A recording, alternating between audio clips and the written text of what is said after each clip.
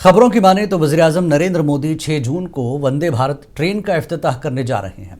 NC तर्जुमान Tanveer Sadiq ने इस कदम का खैर मकदम किया और कहा कि इससे सयाहत को फ़रोग मिलेगा। श्रीनगर में मीडिया से बात करते हुए तनवीर ने कहा कि जम्मू कश्मीर में तबाही की जिम्मेदार सिर्फ पीडीपी और बीजेपी की इत्तेहादी सरकार है।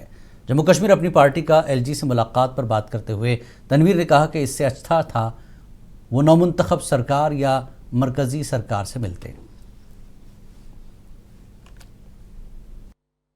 बीजेपी की एक ही बार जम्मू कश्मीर में हुकूमत थी और वो थी पीडीपी के साथ 2014 में।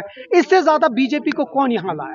तो हमारा अब वही कहना है कि हम बीजेपी के एजेंडा के खिलाफ है, हमेशा रहेंगे। और जो महबूबा जी बोल रही ने जितनी तबाहियां यहाँ हुई 2014 के बाद, शायद 2019 नहीं होता, आज हमारा स्टेटहुड हमारे पास होता अगर महबूबा जी ने बीजेपी के साथ हाथ नहीं मिलाया। तो अफसोस होता है कि जो वो चोर मचाए शोर जो हमने असेंबली में, बीजेपी का भी वही हाल है और पीडीपी का भी वही हाल है।